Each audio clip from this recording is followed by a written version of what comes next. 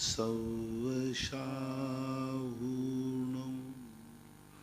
पंच परमेष्टि भगवान की जय हो। आचार्य श्री गुरुवर कुंद कुंद महाराज की जय हो। आचार्य श्री गुरुवर विद्यासागर महाराज की जय हो। परम पूज्य आध्यात्मिक संत निर्यापक श्रमण तीर्थोद्धारक मुनिपुंगव श्री सुधा सागर जी महाराज की जय।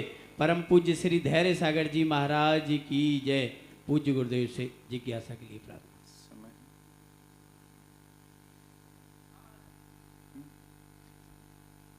पूज्य श्री के चरणों में उपस्थित समस्त प्रश्नकर्ताओं की ओर से नमोस्तु करता हूँ। पूज्य श्री श्रीमती मंगन जैन आष्टा मध्य प्रदेश से पूछ रहे हैं, परम पूज्य गुरुदेव को नमोस्तु। जिज्ञासा है, प्रमाद का क्या स्वरूप है? आगम में उत्तम क्षमादि 10 धर्मों में उत्साह न रखना, इसको प्रमाद कहा है। कृपया विस्तृत रूप से समझा दें। प्रमाद की मूल परिभाषा है कुशलेषु अनादरा प्रमादः। जिस कार्य करने के लिए जो सावधानी रखना थी वो सावधानी नहीं रखना ही प्रमाद है। अब उसको प्रमाद को कहीं भी लगा लीजिए। 10 धर्मों में उत्साह नहीं होना प्रमाद है, सामायिक में उत्साह नहीं होना प्रमाद है, पूजा में उत्साह नहीं होना प्रमाद है, और भी किसी आप सामान्य रूप से धार्मिक परिभाषाओं में धर्म की क्रियाओं के संबंध में कुशल नहीं होना, सावधान नहीं रहना, यत्नाचारी नहीं होना, ये प्रमाद कहलाता है। लोक भाषा में आप लोग भी कहते भाई वो गाड़ी प्रमादी है, वो गाड़ी ठीक से जाए, गाड़ी चलाने में सावधानी नहीं रखना, बैठने उठने में सावधानी नहीं रखना, बोलने बालने में सावधानी नहीं रखना। तो ये प्रमाद का अर्थ होता है जहाँ जिस कार्य को करने में सावधानी नहीं बरत रहा है बस वही सबसे बड़ा प्रमाद कहलाता है। क्योंकि प्रमाद कसाय के उद्रेक में होता है, और जब वो व्यक्ति जिस कार्य के प्रति दिया गया उस कार्य को वो नहीं कर रहा है अच्छे से, इसका अर्थ है कि उसके मन में कोई दूसरा भाव बना हुआ है। प्रमाद कसाय की तीव्रता के उदय में आता है, और धार्मिक आदि कार्यों में यदि वो नहीं कर रहा है तो उसकी कसाय की तीव्रता है ही। किसी भी धार्मिक क्रियाओं में यदि वो उत्साह नहीं दिखा रहा है, इसका अर्थ है कि उसकी कसाय तीव्र है। चारित्र मोहिनी कर्म का तीव्र उदय है, तो कसाय की तीव्रता से प्रमाद होता है, ऐसा मानना चाहिए। ऐसा स्वरूप। दीपक जैन नसीराबाद से पूछते हैं, नमोस्तु महाराज जी। महाराज श्री विकलांग व्यक्तियों के द्वारा आहार दान देना, अभिषेक करना, शांति धारा करना संबंधित प्रावधानों को स्पष्ट करें, और विकलांग किसको माना जाए? हम बहुत बार पहले भी बता चुके हैं। विकलांग का अर्थ होता है विकल अंग। मूल अंग की जरूरत नहीं, सहारे की भी जरूरत नहीं है। तो थोड़ा बहुत पैरों में टेढ़ा टापटापन आ गया तो कोई बात नहीं। आँख तिरछी कोई देखती है तो आँख में टेढ़ापन आ गया तो उससे कोई फर्क नहीं पड़ने वाला है वो। तो इसलिए विकलांग का अर्थ मात्र इतना ही है, मूल अंग नहीं होना। और विकलांग का अर्थ है अपनी स्वयं की कोई भी धार्मिक क्रिया को स्वयं नहीं कर पा रहा है ठीक से। तो अब काना है तो वो देखने में तो आ रहा है, अब दोनों ही आँखों से देखने में नहीं आ रहा है, तो वो विकलांग है, क्योंकि वो क्रिया नहीं कर पा रहा है, ऐसा मानना चाहिए। कपिल जैन पटनागंज रहली, नमोस्तु मुनिराज। क्या जैन ग्रंथों में भी द्रौपदी के चीर हरण का उल्लेख है? हरिवंश पुराण में तो नहीं मिला, कृपया समाधान करें। नहीं है। चीर हरण के संबंध में, जैन आगम के संबंध में कोई ऐसे मूल आचार्यों ने तो वर्णन नहीं किया। भजनों में तो आता है, भजनों में तो ये भजन तो आजकल सब बना लेते हैं। अभी जैसे आपके यहाँ एक भजन चलता है सबरी का, श्याम का, चावल का, तो अब ये जैन भजनों में महाराज लोगों ने भजन बना दिए। तो अब ये भजन में आना ये सामाजिक परंपरा से संस्कारित है। वस्तुतः आगम सम्मत ना ये भजन माने जाएंगे। भजनों की तो आज सब फिल्मी तर्ज पे बनते हैं, कोई शब्द जोड़ करके। इसलिए ये भजनों मजनों को आगम सम्मत नहीं मानना चाहिए। ये तो लुभावने होते हैं सामने वाले को जिस ढंग से हो। Anu Jain Chicago US, United State of America से पूछते हैं, नमोस्तु गुरुदेव, मेरी भावना है कि मेरी बेटी आरिका बने, वह अभी 4 महीने की है। महाराज जी, प्रथम बार जब शिशु को अन्न खिलाया जाता है तो उसकी क्या प्रक्रिया होनी चाहिए ताकि यह क्षुधा रोग उस जीव को कम सताए और वह उत्तम तप कर पाए? नमोस्तु महाराज। पहली बात तो उनको बढ़िया भगवान के दर्शन आदि करा करके सबके साथ शुद्धि के साथ भोजन बनाया जाए। सबसे पहले तो उसकी व्यवस्था ये बनाई जाए कि उस दिन उसको एहसास कराया जाए, शुद्ध नहा करके, शुद्ध कपड़े पहन करके, उसके लिए जो भोजन बने वो शुद्धि के साथ बने, कुएं के पानी से बने, शुद्ध भोजन मर्यादित बने। जैसे मुनिराज को चौका लगता है ऐसा ही उसके लिए चौके के समान शुद्ध वस्तु बने, और जो परोसने वाले हैं वे भी शुद्ध कपड़े पहने, और शुद्ध कपड़े पहन करके और सबको ये भाव कराया जाए कि संसार में जितने साधु हैं सबके निरंतराय आहार हो। दूसरा, संसार का हर व्यक्ति कोई अन्न से भूखा न रहे।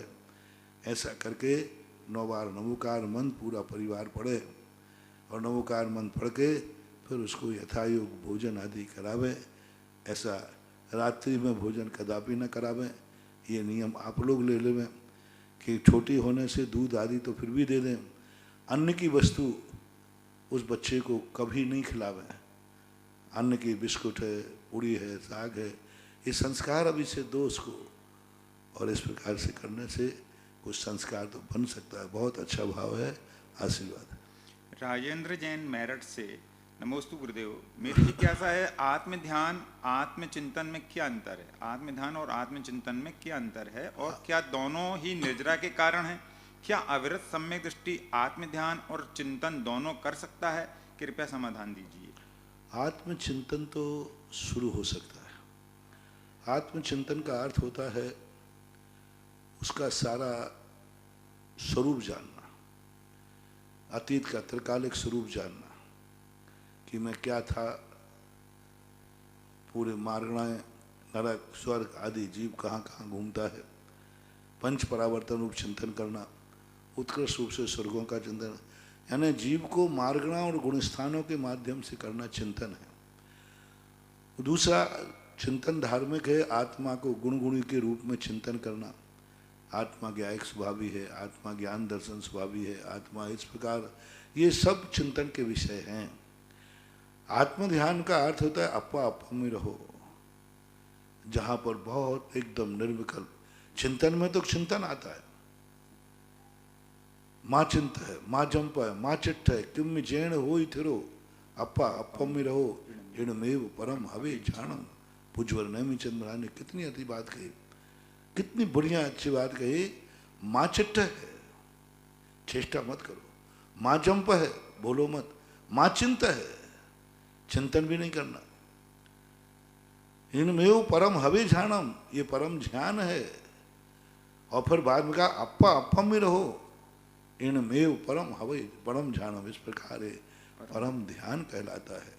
इसलिए और ऐसा आत्मा का ध्यान सप्तम गुण स्थान से शुरू होता है। ग्रस्त आत्मचिंतन कर सकता है। सविकल्प स्वरूप कहा गया उसे, सविकल्प स्व संवेदन कहा गया उसे, आत्मचिंतन रूप कहा गया। जयसेन स्वामी महाराज ने समय सार की टीका में इसे कहा कि सविकल्प चिंतन, चिंतन हमेशा सविकल्प रूप ही होता है। तो ऐसा करने में ग्रस्त चिंतन कर सकता है, आत्म ध्यान नहीं। विनीता निर्मल जैन, अशोकनगर, नमोस्तु मुनिराज। श्री में जिज्ञासा है कि धर्मात्मा जीव के किन भावों से निर्जरा होती है एवं किन भावों से पुण्य बंध होता है? आत्मा के निर्जरा तो 2 प्रकार की निर्जरा होती है, अविपाक और सविपाक।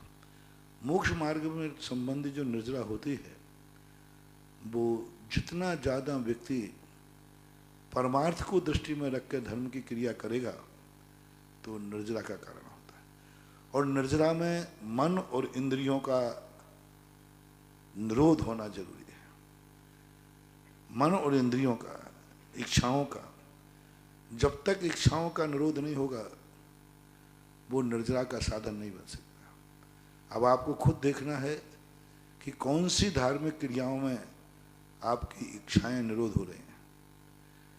आप अपनी सांसारिक इच्छाओं का किसमें निरोध कर पा रहे हैं, कितना निरोध कर करके आप अपने निर्विकल्प हो जाते। तपसा निर्जराचाह गुप्ति समिति परिसय जय चारित्र ही। गुप्ति है, परिसय है, जो अनुप्रेक्षा, ये सब चिंतन है, ये सब निर्जरा के संबर के कारण है। गुप्ति समिति परिसय जय चारित्र ये संबर के कारण है, लेकिन जो संबर का कारण है वो निर्जरा का भी कारण है।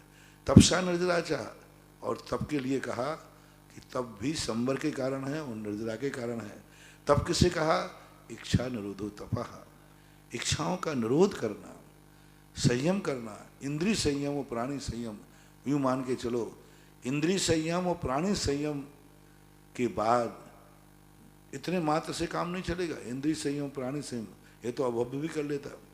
इंद्रिय संयम प्राणी संयम करके परमार्थ के लिए जो व्यक्ति इन सब चीज़ों का निरोध करता है, वहाँ प्रति समय निर्जरा चालू हो जाती है। 2 प्रतिमाओं से 12 व्रतों से प्रति समय गुणकार निर्जरा रहती है जीवन भर।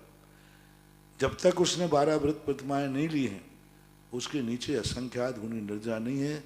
मात्र सम्यक दर्शन की उत्पत्ति के समय उसकी असंख्यात गुणी निर्जरा होती है, बाद में शेष काल में नहीं होती, क्योंकि उसका जो विशुद्ध परिणाम है निर्जरा का सम्यक दर्शन के समय ही बनता है, ऐसा मानना चाहिए। कुचित कदाचित कुछ क्रियाओं में शास्त्रों में असंख्यात गुणी निर्जरा के शब्द आते हैं।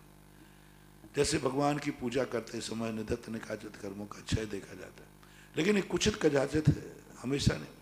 जैसे वृत्ति के लिए तो निरंतर 24 घंटे असंख्यात गुण निर्जरा है, लेकिन भगवान के दर्शन करते कुचित कदाचित किसी के। स्वाध्याय करने में भी असंख्यात गुण निर्जरा का उल्लेख किया है जय धवला जी में, लेकिन वहाँ उन्होंने यही कहा कि जब इस विशुद्धि से करें तो कुचित कदाचित धार्मिक क्रियाओं में भी असंख्यात गुणी निर्जरा के उल्लेख पाए जाते हैं, लेकिन एक कुचित कदाचित कभी, ऐसा मानना चाहिए। अभिषेक जैन मोदी, भैंस देही, जिला बैतूल, मध्य प्रदेश। नमोस्तु महाराज जी। शांति धारा में आया है, सर्व अष्ट कुली नाग जनित भयानी छिंदी छिंदी भिंदी भिंदी, इसका क्या अर्थ है? सर्व अष्ट कुल नाग जनित, ये सब हिंसक प्राणी हैं। जैसे छिपकुली को कोई अष्टकुली नाम का कोई जानवर हो। अब इसके संबंध में कोई आज के समय में तो ये कोई नाम मिलता नहीं, लेकिन ये सच जरूर है कि ये विषैली जानवर है। अष्टपाद जिनके होते हों, कुलकी आदि, पुली आदि, ये नाम प्राचीन नाम हैं। अब कोई जहरीली पशु का नाम है, जहरीली जानवर का नाम है, ये निश्चित है, लेकिन वर्तमान में क्या है ये प्रचलन में नहीं है। दिलीप जैन, डोण गांव, महाराष्ट्र। गुरुदेव के चरणों में त्रिवार नमोस्तु। गुरुदेव, हमारे गांव के मूल नायक श्री 1008 पार्श्वनाथ भगवान श्री पार्श्वनाथ भक्तांबर विधान की रचना आपने की, तब हमारे मन में आया कि हम यह व्रत के रूप में अष्टमी और 14 के दिन करें और आपका आशीर्वाद हमें हो, ऐसा मानकर और परम पूज्य मुनि श्री अक्षय सागर जी महाराज से आशीर्वाद और आज्ञा लेकर व्रत के रूप में शुरू किया है। लगभग 45 से 50 श्रावक श्राविका यह पार्श्वनाथ भक्तांबर विधान कर रहे हैं। इसके लिए हम डोणगांव निवासी आपका आशीर्वाद चाहते हैं, कृपया नमोस्तु। बहुत अच्छा। पार्श्वनाथ भक्तांबर विधान जो है, यहीं बिजोलिया से इसकी शुरुआत हुई। बहुत लोगों ने इसको, बहुत लोगों को लाभ हुआ। उसके साथ जो हमने पार्श्वनाथ मंत्र दिया, उसके साथ हमने पार्श्वनाथ का एक मारना दिया, और इसके लिए बहुत सारे लोगों ने प्रैक्टिकल किया। बहुत सारे लोगों का मेरे पास समाचार आते हैं कि हमने पार्श्वनाथ भक्तांबर, क्योंकि वो भक्तांबर ही ऐसा है जो बहुत विस्तृत है, तो भक्तांबर जो पाठ है और जो मंत्र के साथ ने आपने किया, और वही मंत्र का जाप, वही मारने का जिस दिन आपके भक्तांबर विधान का उपवास हो, उस दिन वही भक्तांबर पार्श्वनाथ, भक्तांबर तो है ही, लेकिन पार्श्वनाथ भक्तांबर पढ़ना है। भक्तांबर वही है, लेकिन उसके जो बीजाक्षर हैं पार्श्वनाथ के, उनसे उनको स्वभाव से, नेचर से, गुण से सबसे बैठालने का प्रयास किया है। तो बहुत अच्छा है। अक्षय सागर महाराज से आपने लिया, कोई बात नहीं, आप शुरू कर। और आपके शुरू हैं तो आप पूर्णता करें और दूसरों को भी प्रेरणा दें। किरण जैन तारा देही, गुरुवर के चरणों में त्रैबार नमोस्तु। गुरुवर, मेरी जिज्ञासा यह है कि अर्ध पुद्गल परिवर्तन काल क्या कहलाता है?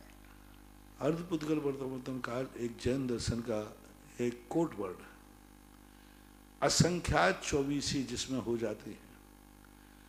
अब असंख्यात 24 का बहुत बड़ा रूप बनता है, तो यूं कहना चाहिए एक पुद्गल का जो परिवर्तन होता है उसको लेकर के जब व्यक्ति चलते हैं द्रव्य परिवर्तन के साथ में, तो इसको मान लिया जाता है। तो अब ये काल कुछ हम शब्दों में नहीं बोल सकते, क्योंकि आज की काल गणना से उसका कोई संबंध नहीं, बहुत ज़्यादा है। असंख्यात वर्षों का एक पुद्गल परिवर्तन होता है, एक 24 ही असंख्यात वर्षों में होती है। एक 24 का काल 10 कोड़ा कोड़ी सागर वर्ष है, जिसमें 24 भगवान होते हैं। उसका नाम, उसका समय एक कोड़ा कोड़ी सागर है। ऋषभ देव से लेकर महावीर स्वामी तक का काल ही असंख्यात वर्षों का है। ऐसे असंख्यात वर्ष और व्यतीत हो जाए तब जाकर के वो अर्ध पुद्गल परावर्तन काल होता है, ऐसा सम्यक दृष्टि के संबंध में आता है। ऐसा पंडित ब्रजेश शास्त्री महुआ, हमारे आराध्य श्रद्धा के केंद्र परम पूज्य मुनि पुंगव श्री सुधा सागर जी महाराज एवं संघ के पावन चरणों में मेरे परिवार और महुआ समाज का सत सत नमन। महाराज जी, कोरोना महामारी के कारण जीवन में बहुत बदलाव हुए हैं। अपनों से दूर रहना, एक ही जगह रहना, व्यापार प्रभावित होना, जिससे तनाव बहुत अधिक बढ़ गया है। बुरे बुरे ख्याल आने लगे हैं। शुरुआत में पूजन पाठ, स्वाध्याय, भक्ति आदि करते थे, पर अब मन नहीं लगता। अनजान भय और आशंका से मन व्याकुल रहता है। हमेशा आर्त ध्यान और क्लेश बना रहता है। अपने से ज्यादा अपनों के जीवन और भविष्य की चिंता रहती है। इन सब से बाहर निकलने के लिए क्या करें महाराज जी? मार्गदर्शन करें। धर्म ध्यान से भागो तो कहाँ जाओगे? एक व्यक्ति ने कहा, बोले महाराज जी डॉक्टर लोग आजकल बेईमान हो गए, अस्पताल जाने का मन नहीं करता, तो फिर कहाँ जाओगे? घर में मरो। कितने ही डॉक्टर बेईमान हो जाए, अंतोगत्वा जाना तो डॉक्टर के पास ही पड़ेगा, नवस तो दिखाना ही पड़ेगी। इसको कोई बंद नहीं कर सकता, कितनी प्रयास करें, कितनी डॉक्टर बेईमान हो जाए। वैद्य के बिना दूसरा उपाय क्या है? कोई हाथ पे हाथ रखे थोड़ी बैठ पाओगे। इसी प्रकार चलो मानो धर्म ध्यान से कुछ नहीं होता है, धर्म ध्यान, तो धर्म ध्यान के अलावा फिर क्या करोगे? आठ रोज ध्यान करो।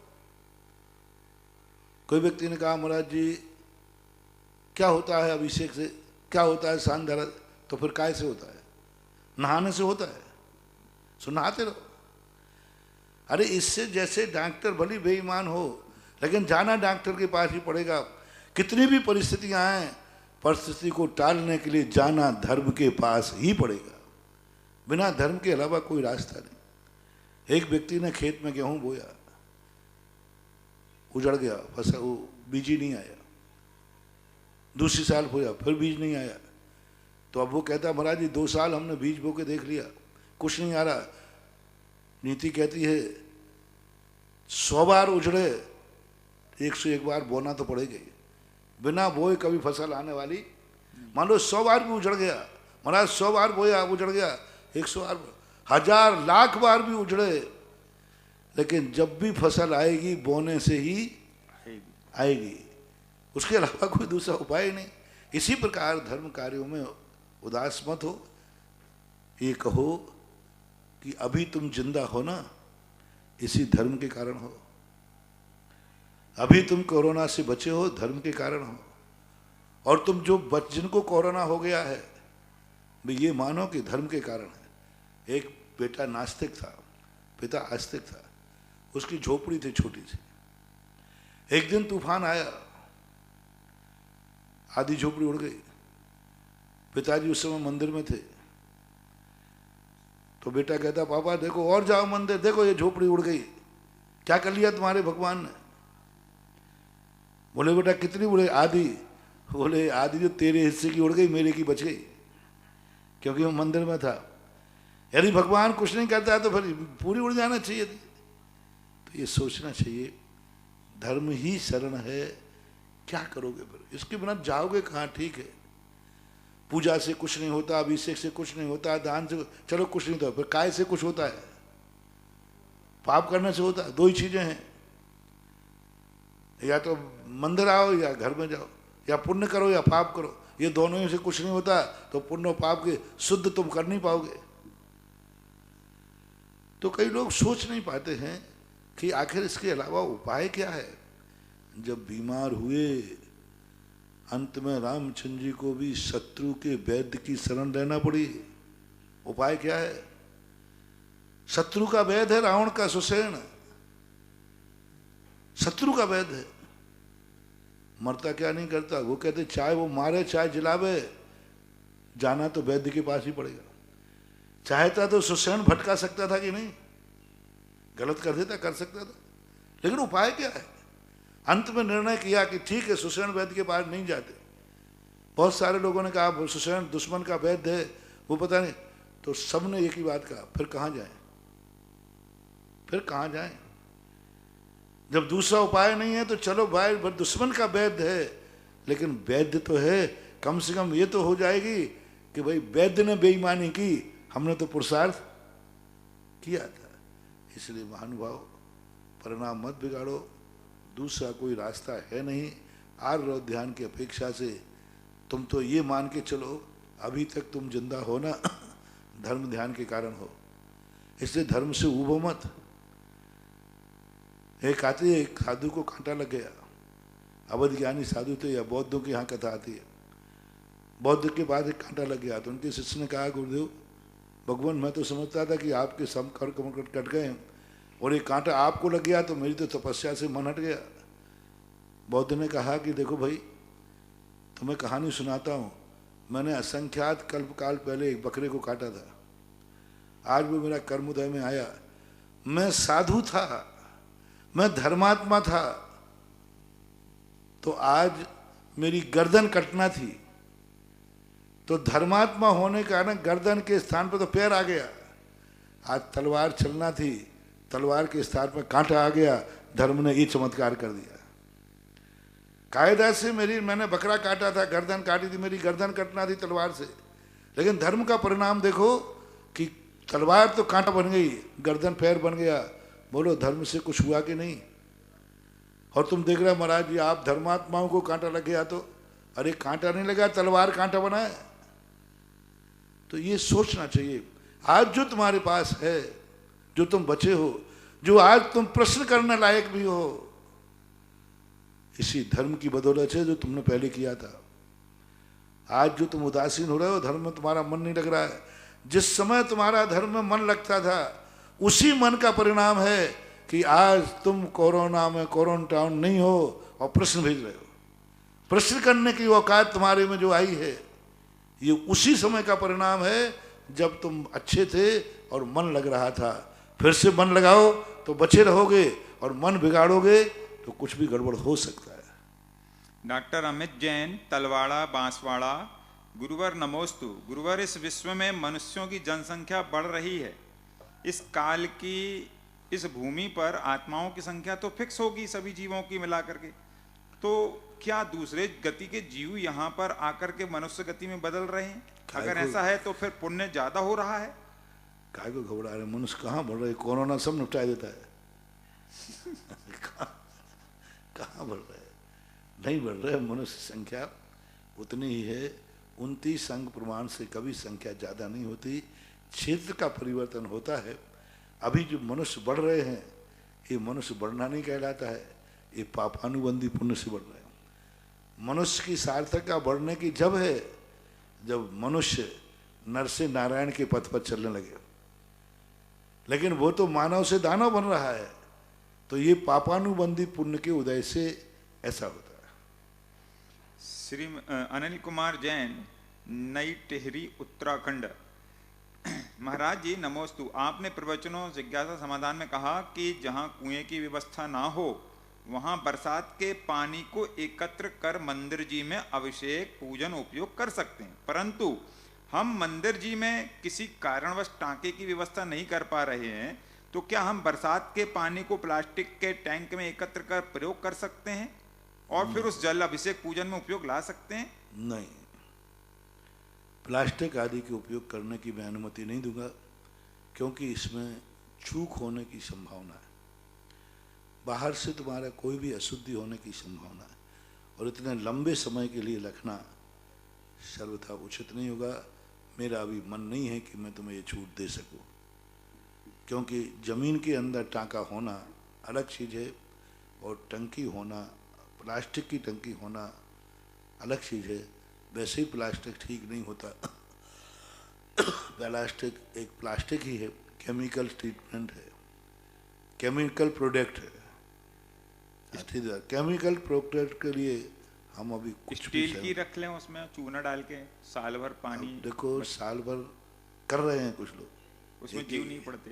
ये ब्रह्मचारी विनोद बैठे हैं, कर रहे हैं। बेनाड़ा जी करते थे ना वहाँ पे, बेनाड़ी और राजन जी टीचर थे सांगानेर के अंदर, वो यही करते थे, टंकियाँ भर के रख लेते थे, उनमें चूना डाल देते।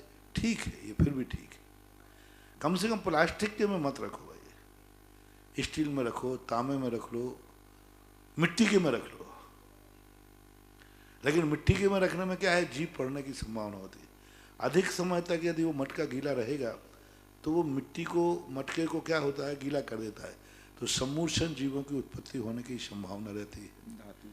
इसलिए धातु के रखे हुए, अथवा सबसे बढ़िया है जमीन के अंदर ही बना लो, छोटा सा मंदिर में किसी कोने में कर लो। ठीक है, यदि आप टंकियों में पानी रखते हो और चूना रख के रखते हो तो फिर भी ठीक है। श्रीमती डॉक्टर मगन जैन आष्टा, मध्य प्रदेश से। परम पूज्य गुरुदेव नमोस्तु। जिज्ञासा, प्रशस्त अध्यवसाय क्या होता है? क्या है कि ये जो प्लास्टिक की टंकियां हैं, इनसे वैसे घी आती है, क्योंकि ये बनाई जाती हैं लेट बात के ऊपर रखने के लिए। इनका मुख, इसको देख, आप पूरे मकानों पे छत पे देखना, हर मकान पे एक प्लास्टिक की टंकी रखी रहती है। काय के लिए? ये पानी कहाँ जाता है? और लेट बात के लिए जाता है। तो वैसे ही उसका पर्वत उद्देश्य ठीक नहीं है, अच्छा नहीं है। गुरुदेव, जिज्ञासा यह है, प्रशस्त अध्यवसाय क्या होता है, इसका क्या स्वरूप है, इससे प्रज्ञा का अतिशय कैसे बढ़ता है? अध्यवसाय का अर्थ होता है एक प्रकार का व्यापार, विकल्प। तो दो रूप है, शुभ अध्यवसाय भाव है ना, शुभ विकल्प। शुभ भाव, भावों को अध्यवसाय बोलते हैं। तो शुभ भाव है तो अच्छी ही है, बढ़िया है। संजय जैन, जबलपुर। मेरे गुरु के चरणों में अनंत नमन। महाराज जी, आपकी अनंत कृपा से पिछले बिजोलिया के श्रावक संस्कार शिविर में मुझे 2 प्रतिमा व्रत लेने का परम सौभाग्य प्राप्त हुआ। महाराज श्री सन 2014 में आचार्य भगवान से हम दंपत्ति ने 49 वर्ष की आयु में अत्यधिक विरक्त होकर आजीवन ब्रह्मचर्य व्रत लिया था, और भगवान से प्रार्थना करते हैं कि किसी भी जन्म में अब्रह्म सेवन ना करना पड़े और आत्मा का कल्याण हो। महाराज जी, यह भावना पूर्ण करने के लिए हम दंपत्ति को क्या करना चाहिए? दोनों अच्छे भाव से रहो, पवित्र भाव से रहो। अपने आप को सौभाग्य, कोई भी व्रत लेने के पहले उसकी फलीभूत होने के लिए, एक दिन मैंने कहा था, व्रत कोई छोटा बड़ा नहीं होता है। व्रत लेने के बाद तुम्हें कितना आह्लाद आ रहा है, कितना महसूस हो रहा है, और इस व्रत के लिए तुम कितना बलिदान कर सकते हो। 2 चीजें। व्रत रहने के बाद तुम्हें आह्लाद कैसा आ रहा है, ओहो मैंने कितने जन्म में पुण्य किए कि मैंने व्रत ले लिया। दूसरा, इस व्रत को तोड़ने के स्थिति बने तो कितने बलिदान कर सकते हो जीवन का। सवाल ये नहीं था कि कौवे का मांस त्यागा, सवाल ये था कि कौवे के मांस के खाने की जब बारी आई तो उसने अपने नियम को, अपने प्राण दे दिए। बलिदान कितना, इस नियम की कीमत कितनी है, कितने में तोड़ दोगे तुम क्यों? इस नियम की आप करिए। यदि आपने ये कर दिया कि प्राण जाए तो जाए लेकिन नियम नहीं जाएगा, तो जाओ भवांतरों में तुम्हें वह नियम पालन करने का बहुत सौभाग्य। यदि ये नियम ले लिया कि चाहे प्राण जाए पर प्राण नहीं जाएगा, लेकिन मैं अपने ब्रह्म को कभी खंडित नहीं करूंगा, अब ब्रह्म की तरफ मन वचन काय से नहीं जाऊंगा, मरना पड़े तो मर जाऊंगा। यदि ऐसा आपका मन वचन काय से नियम पाल लिया तो अगले भाव में आप ऐसे स्थान पर जन्म लेंगे जहां बाल ब्रह्मचारी बन करके, दीक्षा लेकर के मोक्ष भी जा सकते हैं।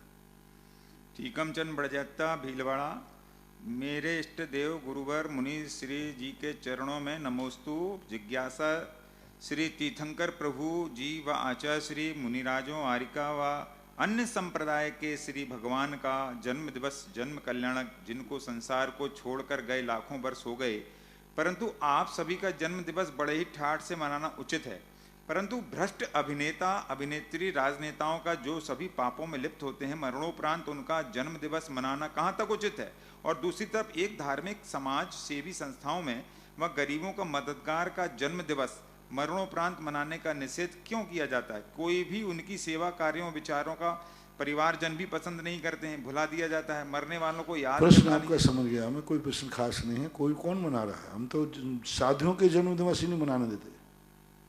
साधुओं का जन्म दिवस ही हम लोग नहीं मनाते। हमारे संघ में तो किसी का जन्म दिवस नहीं मनाया जाता।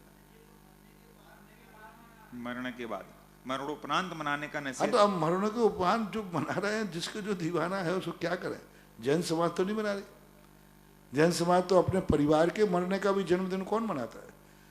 जैनियों में आज वर्तमान में प्रथा इतनी ही है कि जब तक बच्चा या व्यक्ति जिंदा है तभी तक जन्म दिवस मनाते हैं। मरे हुए के जन्म दिवस तो कोई नहीं मना रहा। कौन मना रहा? आजकल की बात मुझे अभी पता नहीं। जैनियों में सामान्य था, मरने के बाद उनके जन्म दिवस मनाने की परंपरा नहीं है।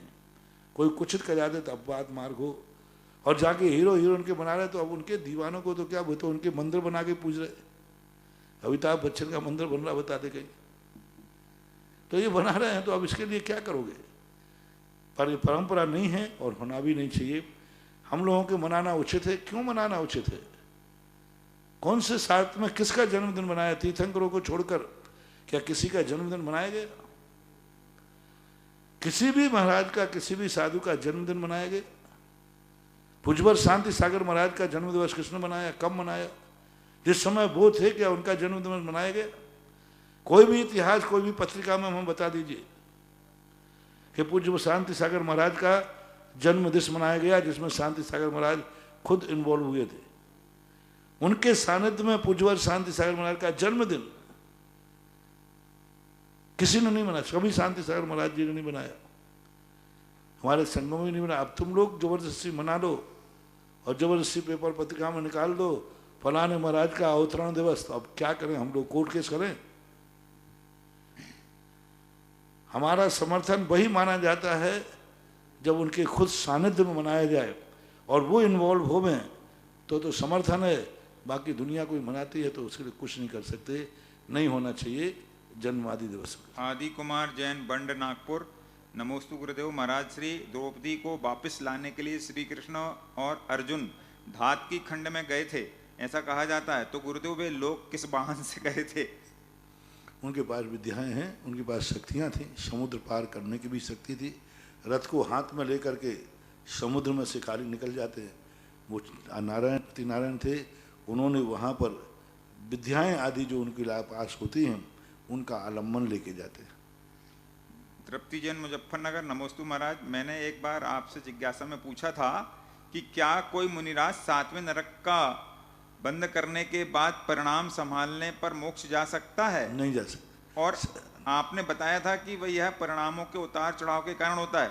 तो महाराज श्री में मेरी इसमें जिज्ञासा यह है कि क्या किन्हीं मुनिराज के द्वारा ऐसा किया गया है? यदि हाँ, तो क्या उनका वर्णन शास्त्रों में भी आता है? आपने परिणाम लिखा है।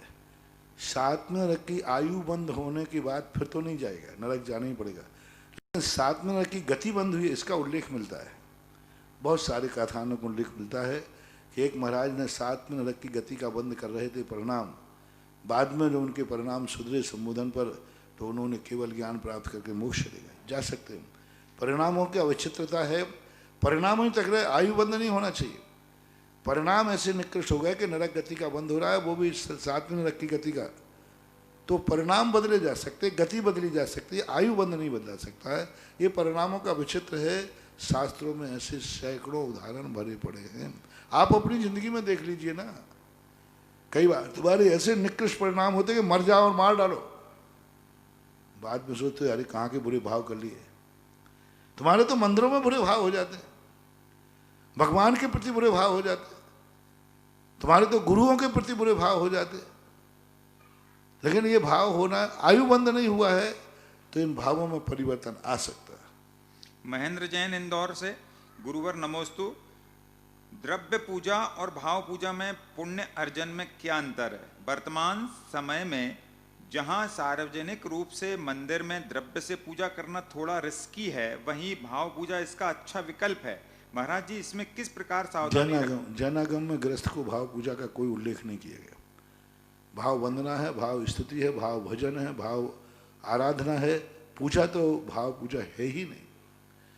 पूजा जहाँ जहाँ की गई, स्तुति करना लगे, भक्तांबर पढ़ना लगे, भजन करना लगे, भक्ति करना लगे, लेकिन पूजा जहाँ जहाँ श्रावक को, जैन श्रावक को पूजा आई है, वहाँ अष्टद्रव्य से ही पूजा होती है। अब रही बात परिस्थितियों में, उस समय की वो मार्ग नहीं होता, वो अपवाद मार्ग होता है। आज वर्तमान में जो तुम्हारा अच्छा विकल्प है, तुम मेरे से कहलवा कर ये कहलवाना चाहते हो हमेशा मंदिरों में भाव पूजा हो, तो आप ये भी नियम ले लो कि जैसे अभी जिस समय पर, ऐसे समय पर बाजार में होटलों में खाना कितना गलत है, कितना गलत है। क्यों ना बाजार होटलों में खाने के लिए सदा से बंद हो जाए। मंदिर में तो आपने विकल्प सुन लिया कि देखो महाराज, भाव मंदिर में पूजा करने से कोई साइड इफेक्ट नहीं होगा, ये पूजा करेंगे, अभिषेक करेंगे तो इससे कोरोना फैल। हाँ, बहुत अच्छी बात है। अब ऐसे ही होटलों में सब जाओगे, खाओगे पियोगे, एक साथ खाओगे पियोगे तो बीमारी फैल जाएगी। तो क्यों ना सारी जैन समाज पे फरमान जारी किया जाए कि आज के बाद कोई जैन समाज होटलों में नहीं खाएगी, बाजार की वस्तु नहीं खाएगी। क्योंकि किच्छा खाएगी तो बाजार में नहीं खाएगी, खाएगी तो होटल का नहीं खाएगी, घर का बना हुआ खाएगी। कितना अच्छा विकल्प आएगा। मंदिरों की क्रियाएं छोड़ने का भाव आता है, पाप की क्रियाएं छोड़ने का भाव नहीं आता। उस समय नहीं लगता कि देखो कितना अच्छा होगा कि जैन समाज के कोई भी व्यक्ति बाजार में नहीं खावे, होटल में नहीं खावे, कोई भी व्यक्ति सदा अपने आप में शुद्धि पूर्वक रहे। तो ठीक है, धर्म की क्रियाएं वैसे ही कम हैं, कम मत करो, मजबूरी की बात अलग है। विवेक जैन जावर से, पूज्य गुरुदेव के चरणों में सतसत नमन। भावलिंगी मुनि जब मोक्ष नहीं जा पाते तो संसार में रहने पर साधारण जीव से भावलिंगी मुनि का संसार को देखने का दृष्टिकोण में कुछ अंतर होता है या वैसा ही रहता है जैसे साधारण जीव का रहता है? अंतर पड़ सकता है। यदि स्वर्ग आदि में है, अवधि ज्ञान है, उनको ज्ञान हो जाए कि मैंने भावलिंगत ग्रहण किया था, तो उनके परिणामों में अंतर आता है, संस्कारों में अंतर आता है। ऐसी बात नहीं, बहुत आता है। मान लो कोई साधु किसी कारणवश मुनि पद छोड़ता है, कारणवश छोड़ता है, भ्रष्ट होके नहीं, तो बराबर घर में रह करके भी वह उनकी चर्या में बहुत अंतर, खाने में, पीने में, उठने में, बैठने में, क्योंकि वो मुनि पद छोड़ के आया है, मजबूरी में छोड़ के आया है, तो उसको बार बार अपनी वो चर्या याद आती है। कुछ ना कुछ तो संस्कार अच्छे बने रहते हैं। परम पूज्य आचार्य गुरुदेव श्री विद्यासागर जी महाराज के आज्ञानुवर्ती शिष्य निर्यापक श्रवण मुनि पुंगव श्री सुधासागर जी महाराज के मुखारविंद से देश विदेश में अपने घरों पर विराजित टीवी के समक्ष जिनवाणी चैनल और सुधाकर चैनल के माध्यम से जिज्ञासा भेजने वाले, सुनने वाले, देखने वाले उन सभी भक्तों की ओर से गुरुवर के चरणों में त्रैवार नमोस्तु नमोस्तु नमोस्तु। इस क्षेत्र पर तपोदय तीर्थ पर विश्व के बड़े बाबा पार्श्वनाथ भगवान की वेदिका पर स्वर्ण कार्य हेतु 27,000 रुपये की राशि कमल, नीरज, शैलेश, प्रियांश, कशिश जैन, मिंडी, हैदराबाद, आंध्र प्रदेश असीमकालीन भक्तांबर जो बिजौलिया तीर्थ राज पर चल रहा है, उसके लिए कमल, नीरज, शैलेश, प्रियांश, कशिश जैन, मिंडी, हैदराबाद, इन्होंने 51,000 रुपये की राशि से विधान कराने की भावना भाई है। इस क्षेत्र पर चल रही गौशाला के लिए दलपत सिंह भंडारी 5100 रुपये की राशि, और तत्पश्चात विश्व के मनोक प्रतिमा चांदखेड़ी चंदोदा तीर्थ में विराजित असीमकालीन भक्तांबर हेतु चांदखेड़ी के लिए नाम आया है। 51,000 रुपये की राशि में रमेश, रजनी, सारिका, विपिन, दीपा, सचिन, स्मिता, संजय, रितेश, स्नेह, अनुभा, तनिषा, रेहा जैन परिवार निवासी मैसूर कर्नाटक। दूसरा नाम है प्रकाश, पद्माणा, मुगली, सौकान, शैला, प्रकाश, अनूप, प्रांजल, केवल मेहता परिवार निवासी कोल्हापुर। महाराज जी देखिएगा, आपका ऐसा चमत्कार, आपका आशीर्वाद है कि कर्नाटक और महाराष्ट्र वाले लोग भी असीमकालीन भक्तांबर में जुड़ करके पुण्यार्जन करने में अग्रणी हैं। महाराज जी कर्नाटक और महाराष्ट्र वाले भी असीमकालीन भक्तांबर में नाम उत्तर भारत में भेज रहे हैं, कितनी बड़ी बात है। बहुत अच्छी बात है। और मेरी तो ये भावना है कि दक्षिण भारत में भी कोई क्षेत्र ऐसा बने, ऐसा हो जहाँ 365 दिन भक्तांबर विधान हो। लेकिन मुझे लगता है जो दक्षिण के लोग उत्तर, क्योंकि सबसे ज़्यादा सिद्ध क्षेत्र तो उत्तर भारत में ही है, अतिशय क्षेत्र भी उत्तर भारत में ही है। तो जो दक्षिण में रहकर उत्तर भारत में अभिभक्तामर विधान करा रहे हैं, यही उनकी पुण्यवाणी एक दिन दक्षिण को भी पावन कर देगी। जय हो। देखो अभी गौशाला की बात आ रही कि बिजोलिया गौशाला के दाने, देखो कितना बड़ा काम हुआ यहाँ। सबसे बड़ी रिक्स थी यहाँ कि साधु संतों के लिए दूध बाहर से आता था, दूध घी, तो हम लोग डरते थे। शुरू में तो हम लोगों ने प्लानिंग बनाई कि अपन दूध घी दही सबका त्याग करते हैं, लेकिन जब उस समय श्रावकों के बीच में बात आई तो उन्होंने कहा नहीं महाराज आप त्याग मत करो, हम लोग अलग से एक शुद्ध घर से लाऊंगा, और जहाँ और हम लोग भी खुद करके, तो भी डर तो लगता ही था। लेकिन आज गौशाला 2-3 महीने से बता रहे हैं कि चौकों के अंदर कोई दूध बाहर से नहीं आ रहा है, महाराज को यहीं की गौशाला का दूध संग के लिए मिल रहा है। यानी एक रिक्शा देखो कितना बड़ा पुण्य किया जिन्होंने ये गायें दान की हैं, गायें दान, उनका पुण्य देखो कि आज साधु के लिए, साधु संघ के लिए एक रिक्शा से बचा लिया। एक रिक्शा कहीं दूध के साथ गड़बड़ ना हो जाए, या तो साधु त्याग करना पड़ता, लेकिन आज उन्होंने कितना बड़ा पुण्य कर दिया कि आज क्षेत्र की गौशाला होने से क्षेत्र के अंदर ही गाय है, कोई अभक्त सेवन नहीं कर रही। वहाँ का दूध पता नहीं वो गाय क्या क्या खाती है, क्षेत्र के अंदर शुद्ध रहती है, दिन भर क्षेत्र के अंदर घूमती है। सुबह सुबह हम घूमते हुए देखकर बहुत अच्छा लगता है। गौ माता क्षेत्र के अंदर घूमे तो बहुत बड़ा उसका खुरी ऐसा होता है।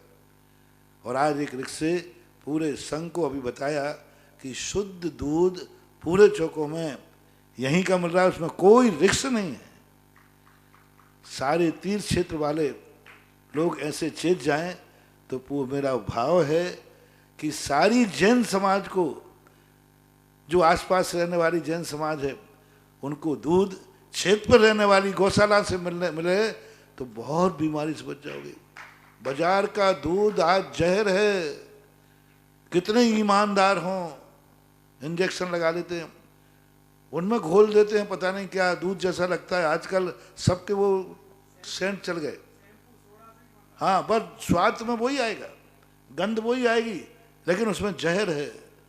दूध की तरफ से तो कम से कम मेरा भाव है सारे भारत के जैनियों को अपने तीर्थ क्षेत्रों पर, अपने नगरों में एक सामूहिक गौशाला खोलो, तीर्थ क्षेत्र में एक धर्मशाला कम बनाओ। चलो मैं ये छूट देता हूं, एक मंदिर कम बनाओ। चलो मैं एक छूट देता हूं, साधुओं की संतशाला मत बनाओ, लेकिन एक गौशाला जरूर बनाओ। 2 गौशालाएं क्या होते हैं, एक तो बचाने वाली, चलो ये दूध वाली गौशाला बनाओ, दूध देने वाली गायें रखो। इससे कम समाज को एक जहर से तो बचाया जा सकता है। समाज को तीर्थ क्षेत्र का दूध जाएगा, कितना पवित्र। तीर्थ क्षेत्र पर रहने वाली गायों का दूध जाएगा, कितना पवित्र, कितनी भावनाएं उसमें होंगी तीर्थ क्षेत्र के अंदर। तो मैंने यहां तक कह दिया, एक मंदिर कम बनाओ, धर्मशाला कम बनाओ, और स्थान नहीं हो तो हमें संतशाला मत बनाओ। मैं कहीं भी रुक जाऊंगा मंदिरों में, हम तो अपन तो कहीं भी रुक जाते, मंदिर में रुक जाऊंगा अपन तो। पहले मंदिर वगैरह में, थोबन जी वगैरह में कौन सी संतशाला मिलती थी? संतशाला तो अभी मिलने लगी थोड़ी दिन बाद। पहले तो हम लोगों के बाबा जी भगवान जी का, हम लोगों का घर एक ही होता है, मंदिरों में बैठते थे, मंदिरों में रहते थे। इसलिए ये बहुत बड़ी, अभी सुना कि नहीं अभी, और इतना बढ़िया। और मुझे लगता है कि महीना भर के अंदर यहाँ एक बहुत बड़ी गौशाला की स्थापना, जिसमें 20-25 गायें होकर के सारा बिजोलिया की जैन समाज को बिजोलिया तीर्थ क्षेत्र का शुद्ध घी दूध जाना चाहिए, जिससे कम से कम दूध की बीमारी से बच्चे बच सकें। और गिर गाय का दूध तो अमृत मानते हैं, ऐसा। अगली जिज्ञासा है महाराज श्री पवन वंदना सतना नमोस्तु गुरुवर। भगवान महाराज श्री आपके चरणों में निवेदन है कि भगवान का एक एक अंग पूजनीय और बंदनीय है, फिर भगवान की पीठ घर की ओर हो तो उसमें क्या अशुभ हो सकता है? सीधी बात है, महान आत्माओं का पीठ ही दिखा दिया तो बचा गया। एक साइकोलॉजी फैक्ट भी है और पृष्ठभाग है। अब भगवान का पीठ वैसे अच्छा नहीं होता दर्शन आदि के लिए, लेकिन एकदम ऐसा भी नहीं है कि बहुत ही अनर्थ है। यदि बीच में रास्ता है तो फिर महान अशुभ नहीं होता। सबसे ज़्यादा दीवार से दीवार लगी हुई थी, ठीक है। यदि बीच में जनरल रास्ता है तो फिर इतना बड़ा दुष्प्रभाव नहीं पड़ता, क्योंकि रास्ते से दोष हट जाता है। अगली जिज्ञासा है महाग्रौल से अतिशय जैन। महाराज श्री के चरणों में नमोस्तु। महाराज श्री, नरकों में दिन रात का भेद तो है ही नहीं, फिर वे जीव आपस में लड़ते कैसे होंगे? उन्हें दिखाई कैसे देता होगा? यदि कोई जीव यहाँ से नरक गया तो उसे पता रहेगा क्या मैं कहाँ से आया हूँ? रात्रि में बिल्ली चूहा कैसे ढूंढ लेती है? रात में जंगली जानवर कैसे ढूंढ लेते हैं? रात में डाकू तुम्हारे घर में कैसे घुस? डाकू तो ठीक है, लेकिन उनकी ऐसी व्यवस्था है, उनकी आंखें, उनका उस समय का वातावरण ऐसा होता है, उनको दुश्मन दिखता है। बिल्ली को जैसे अंधेरे में चूहा दिख जाता है, ऐसे उसको दिखता है। और दूसरी बात है, अवध ज्ञान के माध्यम से वो जान सकते हैं, जाति श्रवण के माध्यम से वो जान लेते हैं कि हमारा भविष्य अतीत क्या था और भविष्य क्या है। अगली जिज्ञासा रिकॉर्डिंग के माध्यम से। परम पूज्य निर्यापक श्रवण के चरणों में हम सबका कोटिशः नमन। मुनिश्री, अल्प बहुत तो चल रहा है तो लेस्या मार्गणा में शुक्ल लेस्या के साथ में आचार्य पूज्यपाद स्वामी ने मिथ्या दृष्टि से भी संख्यात गुणे असंयत सम्यक दृष्टि शुक्ल लेस्या वाले हैं। मतलब मिथ्या दृष्टि से भी ज्यादा, बाकी तो सबका क्रम से लगाया ही है, लेकिन यहाँ असंयत सम्यक दृष्टि सबसे ज्यादा लगाए हैं। तो अपन किस अपेक्षा से बनाएंगे? क्या ऐसा है कि स्वर्गों में मिथ्या दृष्टि कम रहते हैं शुक्ल लेस्या वाले और सम्यक दृष्टि ज्यादा रहते हैं, इस अपेक्षा से बनाया है कि और कोई अपेक्षा है? जिज्ञासा है, समाधान करें। क्योंकि यह सामान्य कथन होना चाहिए। सामान्य कथन में चारों गति के जीव आते हैं, तो चारों गतियों में शुक्ल लेस्या के साथ जो सम्यक दर्शन का प्रसंग आता है, क्योंकि मिथ्या दृष्टियों में शुक्ल लेस्या की उत्पत्ति बहुत कम है। त्रियंचों में मिथ्या दृष्टि शुक्ल लेस्या वाले कम है, और अविरत सम्य दृष्टि जो है मनुष्यों में त्रियंचों में ज़्यादा होते हैं। और स्वर्गों में भी जहाँ से शुक्ल लेस्या 12वें स्वर्ग के कुछ ऊपरी भाग से शुक्ल लेस्या चालू हो जाती है, तो उनमें सभी की शुक्ल लेस्या ही होती। उनकी तो कोई लेस्या का परिवर्तन का सवाल ही नहीं होता। सभी शुक्ल लेस्या वाले ही हैं, चाहे सम्यक दृष्टि हो चाहे मिथ्या दृष्टि हो, लेकिन उनमें सम्यक दृष्टियों की संख्या ज़्यादा है, क्योंकि 9 अनुदिश पूरे सम्यक दृष्टि हैं, शुक्ल लेस्या है। अनुत्तर 5 अनुत्तर इनकी शुक्ल लेस्या है। 9वें ग्रेमिक में भी मिथ्या दृष्टियों की संख्या कम है, सम्यक दृष्टियों की संख्या ज़्यादा है। तो इस अपेक्षा से ही लगाना पड़ेगा, अन्यथा दूसरी अपेक्षा से नहीं मिलेगा कि शुक्ल लेस्या सम्यक दृष्टियों में ज़्यादा पाई जाती है मिथ्या दृष्टियों की अपेक्षा। इसलिए मिथ्या दृष्टि शुक्ल लेस्या वालों से असंयत सम्य दृष्टि शुक्ल लेस्या वाले असंख्यात उन्हें अधिक। अगली जिज्ञासा पुनः रिकॉर्डिंग के माध्यम से। परम पूज्य मुनि श्री जी के चरणों में नमोस्तु।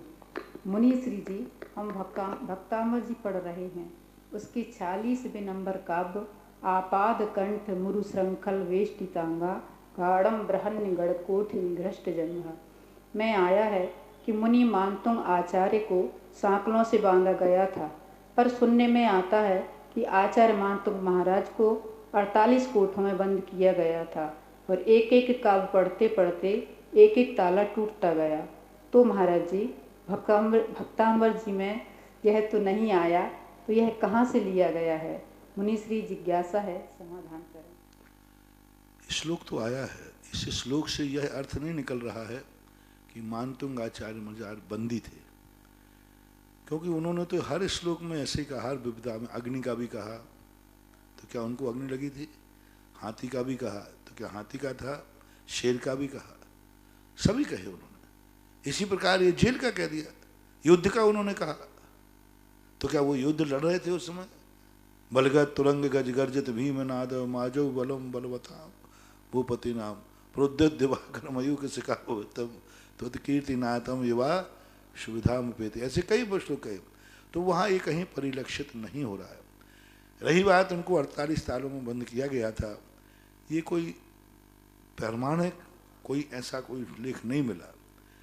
ये किंवदंती के रूप में कथा चलती आई और लगभग इसको 16वीं शताब्दी में लिपिबद्ध कर दिया गया और 16वीं शताब्दी के बाद इस कथा को कथा का रूप दे करके और उसके संबंध में विस्तार से वर्णन किया गया, इसके ऊपर उल्लेख भी मिलता है। लेकिन 7वीं शताब्दी से 16वीं शताब्दी के बीच में किसी भी आचार्य ने इस कथा को, इस प्रसंग को रेखांकित नहीं किया और मानतुंग आचार्य ने तो कहीं संकेत दिया ही नहीं है, इसलिए हम इसके संबंध में निर्णय नहीं कर सकेंगे। लेकिन चूंकि हमारे यहाँ एक अंग प्रविष्ट और अंग बाह्य आता है, ऐसे अंग बाह्य के प्रसंग हम स्वीकार कर लेंगे जिससे अंग पृष्ठ की महिमा बढ़ती हो, अंग प्रविष्ट की पुष्टि मिलती हो। इस कथा से हमारे लिए भक्ताम वर्म के प्रति और श्रद्धा, आस्था, प्रभावना बढ़ती है, तो उस किंवदंती को भी हम कथा का रूप मान करके उपदेशों में या चर्चा में ले सकते हैं, इसमें कोई दोष नहीं। अगली जिज्ञासा पुनः रिकॉर्डिंग के माध्यम से। नमोस्तु महाराज श्री जी, मेरी जिज्ञासा कल की ही जिज्ञासा से है। यदि हम भक्तांबर आदि विधान प्रतिदिन करती हैं तो विधान के बाद रिद्धि मंत्रों को हम अर्घ्य के रूप में चढ़ाती हैं, तो अर्घ्य के साथ साथ क्या धूप खींचकर हम हवन के रूप में भी रिद्धि मंत्रों को चढ़ा सकती हैं क्या? जिज्ञासा का समाधान कीजिए मुनिश्री जी। नमोस्तु महाराज श्री जी। हवन के रूप में नहीं है, क्योंकि दीप प्रज्वलन के रूप में ठीक है, अर्घ्य के रूप में ठीक है। हवन के रूप में करने में ये रिद्धियाँ कई रूप में आती हैं, इनको हवन का रूप नहीं देना चाहिए, क्योंकि हवन में अलग ढंग की स्थिति बन जाती है। इनको प्राप्त करना है, इनको दहन नहीं करना। धूप वहीं खींची जाती है जहाँ किसी का नाश करना हो, किसी का दहन करना हो, क्योंकि धूप किसका प्रतीक है? अष्टकर्म दहनाय दीपम नृपामति। दीपक किसका प्रतीक है? दहन का नहीं, मोह अंधकार विनाशनाय और ज्ञान प्रकाशनाय। इसलिए जो चीज प्राप्त की अर्थ में आती हो, अर्घ्य जो है प्राप्ति के अर्थ में आता है, अर्थ प्राप्ति के अर्थ में, अमर बनने के लिए, संसार ताप मिटाने के लिए, यानी निर्ता। लेकिन जो यहाँ पर हम अष्टकर्म के रूप में जब भी कोई हमारे मंत्रों की सिद्धि होती है तो वो चाटन मारन करने वालों में धूप का प्रयोग किया जाता है, लोहान का प्रयोग किया जाता है। जब किसी का उच्चाटन करना हो, मारन करना हो, विनाश करना हो, तब लोहान का प्रयोग करते हैं, धूप का प्रयोग करते हैं। लेकिन जब कोई अच्छे कार्य करना हो वहाँ धूप का प्रयोग नहीं करते, दीप का प्रयोग करते हैं, अर्घ्य का प्रयोग करते हैं। ये रिद्धियाँ किसी के विनाशकारी नहीं हैं, हमें प्राप्त करना है, इनका नाश नहीं करना है। प्राप्त करना है तो अर्घ्य तक, अभिषेक तक और दीपक तक ही सीमित रखो, हवन नहीं कर सकते, नहीं करना चाहिए। अगली जिज्ञासा पुनः रिकॉर्डिंग के माध्यम से। नमोस्तु महाराज जी, जबलपुर से डॉक्टर पुलक गोयल एवं समस्त स्नातक परिषद का आपके चरणों में बारंबार नमन। महाराज जी, आज का बहुत शुभ दिन है। आज आपके आशीर्वाद एवं प्रेरणा से आदरणीय बड़े भाई पंडित अनंत बल्ले जी द्वारा श्री परीक्षा मुख न्याय के ग्रंथ का और मेरे द्वारा पूज्य कुंद आचार्य विरचित श्री पंचास्तिकाय ग्रंथराज का स्वाध्याय YouTube और Zoom ऐप पर प्रारंभ हो रहा है। महाराज जी, हम सभी आपकी प्रेरणा से ऑनलाइन स्वाध्याय करा रहे हैं। हमें पढ़ाते समय क्या सावधानी रखनी चाहिए, साथ ही साथ जो पढ़ रहे जिज्ञासु श्रावक हैं उनको विनय पूर्वक किस प्रकार से वो पढ़ें और उन्हें क्या क्या सावधानियां इसमें बरतनी चाहिए, कृपया हमें निर्देशित करें।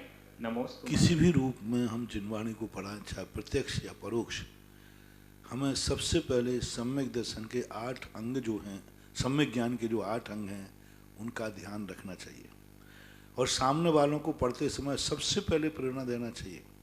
आज पंचास्तिकाय ग्रंथ का ऑनलाइन श्रमण संस्कृति संस्थान के अंतर्गत अनुप्रेक्षा स्वाध्याय में पुलक जी के संयोजकत्व में स्नातक परिषद, जो हमारी परिषद जो संस्थान से अभी तक जितने बालक निकले हैं, उन बालकों के एक नए नए कार्यक्रम लोग कर रहे हैं, जिनकी जहाँ जैसा ग्रुप है तो ये अनुप्रेक्षा स्वाध्याय के अंतर्गत अभी पहले कार्तिक अनुप्रेक्षा का स्वाध्याय चला था संभवतः, अब पंचास्तिकाय कुंद भगवान का ग्रंथ है। सभी लोगों को बहुत बढ़ चढ़ के भाग लो। पंचास्तिकाय एक छोटा सा ग्रंथ पूज्यवर का है, कुंद भगवान का, लेकिन बहुत अच्छा है। और इसी प्रकार परीक्षा मुख न्याय लोग को टाल देते, न्याय द्रव्यान योग है। कहा पता नहीं कैसे लोगों की अरुचि हो जाती है। द्रव्यान योग तो चाहते हैं, लेकिन द्रव्यान योग में न्याय द्रव्यान योग में आता है। पूरा न्याय, जितने भी न्याय ग्रंथ है सब द्रव्यान योग के विषय है, क्योंकि उसमें सब में जीव की सिद्धि है, सर्वज्ञत्व की सिद्धि है। तो जहां जहां जीव की और सर्वज्ञता की सिद्धि हो वो सब द्रव्यान योग आता है। इसलिए द्रव्यान योग के रुचि वाले मात अध्यात्म को ही द्रव्यान योग ना माने, न्याय को भी द्रव्यान योग माने। तो न्याय ग्रंथ परीक्षा मुख छोटा सा सरल ग्रंथ है, बहुत अच्छा है। सब बच्चे लोग भी पढ़ सकते, बड़े लोग भी पढ़ सकते। अनंत बल्ले महाराष्ट्र से हमारे संस्थान के बहुत अच्छे छात्र रहे हैं। इतने अच्छे छात्र रहे हैं, इतने अच्छे छात्र रहे हैं कि छात्र पढ़ते पढ़ते उसी छात्रावास में मास्टर बन गए। जो व्यक्ति जिस विद्यालय में पढ़े उसी में मास्टर बन जाए तो उसकी अपने आप में योग्यता है। और अनंत बल्ले ने बहुत अच्छा हमारी गोष्ठियों में भी आकर के उन्होंने संस्थान की गरिमा को बढ़ाया है। आज वो परीक्षा मुख को, एक न्याय ग्रंथ को सारी दुनिया के सामने ऑनलाइन पढ़ाने के लिए शुरुआत कर रहे हैं। दोनों के लिए मेरी तरफ से आशीर्वाद। पंचास्तिकाय के लिए पुलक को और अनंत बल्ले के लिए परीक्षा मुख के लिए बहुत आशीर्वाद। सब लोग पढ़ा। बस आपको शुरुआत में ये जो 8 अंग ज्ञान के हैं उनको कहें कि 8 अंग नहीं है तो ऐसा मानो जैसे विकलांग है। शरीर का एक अंग नहीं होता तो विकलांग माना जाता है। जैसे सम्यक दर्शन के 8 अंग हैं, ऐसे 8 अंग हैं। तो उनको 8 अंगों को पहले समझाइए कि सबसे पहले हमें किस प्रकार व्यंजनाचार शुद्ध उच्चारण करना सिखाओ। सबसे पहले ध्यान रखो शुद्ध उच्चारण की पढ़ाने वालों को, और कम से कम गाथाएं जो पढ़ाते हैं उनको शुद्ध उच्चारण, अर्थाचार, अर्थ सही होना चाहिए, विनयाचार, विनय कैसे करना। सब लोग बैठे पहले अपने ग्रंथ को, जो ग्रंथ उनके पास हो, चौकी पर रखें। मान लो ऑनलाइन मोबाइल भी है तो मोबाइल को आगे रख करके 9 बार नमोकार मंत्र पढ़े, और 9 बार नमोकार मंत्र पढ़ के एक छोटा सा मंगलाचरण कर लें। बिना मंगलाचरण के कोई स्वाध्याय ना करे। कोई मंगलाचरण है उस ग्रंथ का है तो वो कर लें, नहीं है तो नमोकार मंत्र पढ़ करके और मंगलाचरण कर सकते हैं। और उपधान का अर्थ है कोई ना कोई वस्तु का त्याग कराए। यही तुम्हारा सबसे बड़ा संकल्प होगा, यही रजिस्ट्रेशन होगा सबसे बड़ा, कि उनसे कहते हैं इस ग्रंथ को प्रारंभ करते समय जब तक ये ग्रंथ पूरा नहीं होगा हम कोई ना कोई वस्तु का त्याग करते हैं। ऐसा उपधान आदि ये जो सम्यक दर्शन के अंग हैं इनको जरूर कराएं, क्योंकि ज्ञान यदि विधिवत होगा तो स्वाध्याय की कोटि में आएगा, और विधिवत नहीं होगा तो अध्ययन की। और जब बंद करें तो बराबर जनवाणी की 2 लाइनें बोल करके कायोत्सर करके ही बंद कराएं। ऐसी सावधानी रखें। अगली जिज्ञासा पुनः रिकॉर्डिंग के माध्यम से। नमोस्तु महाराज श्री, आपके पावन पवित्र चरणों में मेरे और मेरे परिवार का बारंबार नमोस्तु। महाराज श्री, संयम और चारित्र में क्या अंतर है, कृपया समझाएं। संयम को और चारित्र को सामान्य भाषा में हमारे यहाँ एक ही कहते हैं, लेकिन इसको 2-3 दृष्टियों से जब हम देखते हैं तो द्रव्य संयम और भाव संयम दोनों के भी भेद किए, द्रव्य चारित्र और भाव चारित्र। तो संयम एक प्रकार का इंद्रिय और प्राणी संयम की तरफ चला जाता है, यानी ये बाह्य रूप भी होता है। और चारित्र में जो है इंद्रिय और प्राणी संयम से थोड़ा सा ऊपर उठ करके चारित्र के 5 भेद हैं, संयम के 5 भेद नहीं है। सामायिक, छेद, उपस्थापना, परिहार, विशुद्ध, सुख, सांप्राय और यथाज्ञात, ये चारित्र के भेद किए, संयम के भेद नहीं किए। संयम के जहां भेद किए हैं उन्होंने देश संयम, सकल संयम, ये 2 भेद किए, और चारित्र के। तो इस प्रकार के जब सैद्धांतिक परिभाषा देखते हैं तो दोनों में अंतर आता है, ऐसा मानना चाहिए। अगली जिज्ञासा पुनः रिकॉर्डिंग के माध्यम से। महाराज श्री के चरणों में त्रिकाल बार नमस्तु। महाराज श्री, मैं संतोष जैन भोपाल से। महाराज जी, ये शंका श्रीमती प्रवेश जैन गैरतगंज रायसेन से पूछ रही हैं कि महाराज श्री नमस्तु। महाराज जी, पंचम काल में मनुष्य इतने दुखी क्यों हैं और इस दुख से निवारण का क्या उपाय है, कृपया समाधान करें। नमस्ते। कौन से काल में दुखी नहीं थे? चौथे काल में कोई दुखी नहीं थे? चौथे काल के दुखों की कल्पना देखो क्या थी, कितने अपरंपार दुख। मुनि महाराज तक 500 घानी में पेले गए। दुख का पार देखो, कितने महाभारत जैसे युद्ध हुए, कौन दुखी नहीं था? रावण जैसे युद्ध हुए, कौन दुखी नहीं था? आज तो भी युद्ध है ही नहीं। कोरोना ने बेचारों ने कितने मार डाले। भारत में अभी 1 लाख की भी संख्या नहीं पहुंची मरने वालों की लगभग। और महाभारत और राम युद्ध में तो कितने मरे थे, करोड़ों करोड़ मरे थे। कितने घर उजड़े थे, कितने घर बर्बाद हुए थे, कितने परिवार अनाथ हुए थे, कितने थे। दुख तो सदा से रहा है बंधु, भोग भूमि काल को छोड़कर कर्म, और इसका नाम है दुखमा काल। काली का नाम है दुखमा। तुम्हारे आचार्य महाराज कहा करते हैं, दुखमा जब काल हो तो तुम सुखमा की क्या चर्चा कर रहे हो। इसका उपाय यही है, प्रातः काल का जो प्रवचन चल रहा है अभी, अभाव में जीना सीखो, अभाव में हंसना सीखो, हंसते हंसते रोना सीखो, रोते रोते हंसना। जितनी चाबी भरी स्वयं ने उतना चले खिलौना। हंसते हंसते रोना सीखो, रोते रोते हंसना। बस बालक जैसे बन जाओ। बालक जैसे 2 मिनट में रो पड़ता है, और जैसे ही चॉकलेट हाथ में आती है तो आंसू यहाँ लुढ़क रहे हैं, यहाँ लुढ़क रहे आंसू, और चॉकलेट का आनंद चालू हो गया। अभी आंसू पहुंचे नहीं उसने, वो पहुंचता भी नहीं। जितने में पहुंचूंगा उतने तो चॉकलेट का आनंद लूंगा। वो आंसू पहुंचते ही नहीं, आंसू अभी गालों पे भरे पड़े हैं और चॉकलेट का आनंद चालू हो गया। मान के बारे बा पट्टा, ये है कोई बात। हिचकी भी आ रही तो चल रहे, तो चॉकलेट का आनंद आ रहा है। आंसू को 1 सेकंड के अंदर आंसू बिल्कुल बराबर गालों पे, और बस चॉकलेट का आनंद चालू। बस ऐसी दशा अपनी हो जाए कि आंखों में आंसू भरा रहे तो भरा रहे, अंदर से आत्मा का आनंद की चॉकलेट का आनंद आ जाए, मजा आ जाए। यही उपाय है, अभाव में जीने की कला आ जाए। गरीब की तरह अमीर यदि बनकर जीना सीख ले, कभी दुखी हो गई नहीं। इसलिए रामचंद्र जी को उनके गुरु ने वह सब कुछ सिखाया जो एक गरीबी में करना पड़ता है।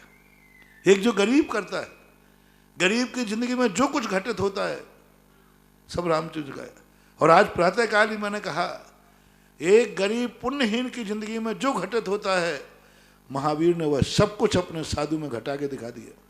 जो कुछ होता है आप तो देख लेना, एक पुण्यहीन संसारी व्यक्ति जिन जिन वस्तुओं के अभाव में जीता है, वे सारी सारी वस्तुएं महावीर ने अपने मुनि की बुलाकर कहा, तो इन अभाव में हंस के दिखा, सौभाग्य मान के दिखाओ। वही भिकार पुण्यहीन दुर्भाग्य मान रहा है और तुम सौभाग्य मान के दिखाओ। आज प्रातःकाल का प्रवचन सुन लेना, आपको दुख में आंख में आंसू, ओंठों पर मुस्कान कैसे लाई जाती है, प्रातःकाल के प्रवचन में समाधान मिल जाएगा। एक और जिज्ञासा रिकॉर्डिंग के माध्यम से।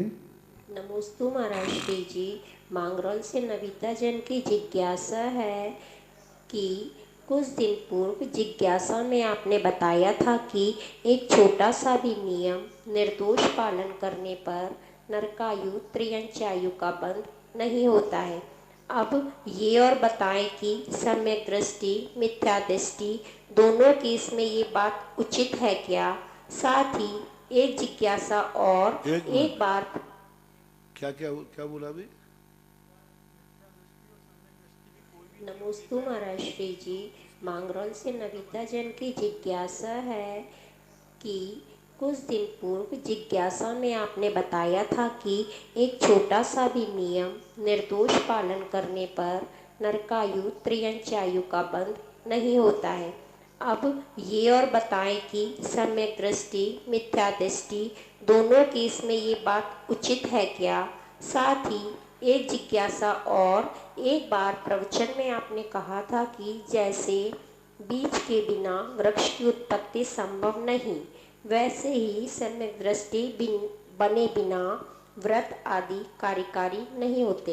एक दिन बड़े पंडित जी साहब ने बताया था कि पंचम काल में अंगुलियों पर गिनने लायक जीव ही सम्यक दृष्टि होते हैं। अब बताएं मैं कैसे क्या करूं कि मेरे इस जीव को सम्यक दृष्टि की प्रमाणिक सील लगा पाऊं? जिज्ञासा का समाधान। तीनों प्रसंग अलग अलग प्रसंग वाले हैं। वहाँ नियम की महिमा गाई गई है कि सम्यक दृष्टि हो अथवा मिथ्या दृष्टि, यदि नियम है तो वह नरक त्रियंच गति में की आयु का बंध नहीं करता। मिथ्या दृष्टि भी क्यों ना हो, सम्यक दृष्टि भी क्यों ना हो, लेकिन नियम लिया है उसने जैन नियम के अनुसार, व्रत के अनुसार। नहीं तो कोई भी नियम ले लो और सारे नियम ले लो कि हम रात में ब्यालू करने का नियम लेते हैं। जो जैन दर्शन में नियम कहे गए हैं उन नियमों को चाहे सम्यक दृष्टि ले अथवा मिथ्या दृष्टि ले, दोनों के लिए। दूसरे प्रसंग में कहा सम्यक दर्शन के बिना कोई भी नियम कार्यकारी नहीं। यहाँ मोक्ष मार्ग का विषय है कि यदि तुमने मुनि भी बन गए और सम्यक दर्शन नहीं है तो मुनिपना भी कार्यकारी नहीं। यहाँ अर्थ क्रिया कार्य के ऊपर है, वहाँ पर विषय नियम का है, कारण का। यानी कारण नियम है, नियम वहाँ कारण रूप में आया है कि इसका नियम है, उसे नियम से देवगति बंद होती है, देवायु का बंद होता है। यहाँ कार्य के रूप में आया है कि आपका कार्य क्या है, मोक्ष जाना। तो मोक्ष मार्ग की अपेक्षा से मिथ्या दृष्टि के नियम कोई कार्यकारी नहीं है। तीसरा प्रसंग जो पंडित जी साहब बेनारा जी ने कहा किया, वो आज वर्तमान काल की अपेक्षा है कि काल की अपेक्षा का अर्थ है कि सम्यक दृष्टि बहुत थोड़े हैं, अल्प हैं। धर्म तो करते लोग ज़्यादा दिख रहे हैं, लेकिन जो धर्मात्मा का लक्षण होना चाहिए वो लक्षण कम घटित होते हैं। इसका एक ही तरीका है कि अपनी दृष्टि परमार्थ पर रखें। हर क्रिया करते समय परमार्थ ध्यान में आए, मोक्ष ध्यान में आए, कर्मों की निर्जरा ध्यान में आए। संसार वृद्धि के लिए कोई क्रिया की जाती है, मोक्ष मार्ग में कार्यकारी नहीं। परमार्थ दृष्टि से कोई भी क्रिया की जाती है, वह नियम से सम्यक दर्शन की कोटि में आता है। उंगलियों पर गिरने लायक अर्थात यही है, कम से कम रहेंगे। आप अपने आप को पुरुषार्थ करिए, ऐसे पुरुषार्थ करिए कि 100 विद्यार्थी लेना है, IAS ऑफिसर की कोई इंटरव्यू है और 10,000 लोगों ने फॉर्म भरा है, 10,000 लोग इंटरव्यू दे रहे हैं। सब 10,000 को मालूम है कि 100 ही लिए जाना है, लेकिन वे 10,000 पूरी तैयारी कर रहे हैं और लिए जाना उंगलियों पे गिन के है, लेकिन 10,000 तैयार कर रहे हैं।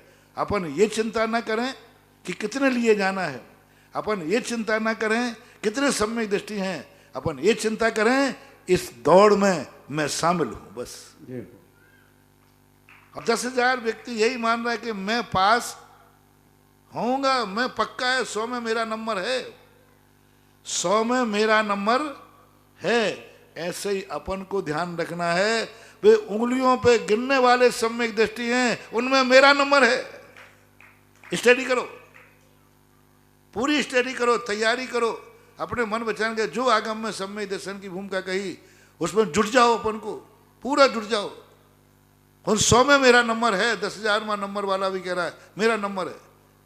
जब वो एक लोक पढ़ाई में 10,000 में नंबर वाला कह रहा है कि मेरा क्यों पढ़ रहे भाई आप, क्योंकि मेरा 100 में नंबर है, अपन लोग क्यों नहीं कर सकते थे कि उंगलियों में गिनने लायक जो सम्यक दृष्टि हैं, मेरा नंबर उसमें जरूर है।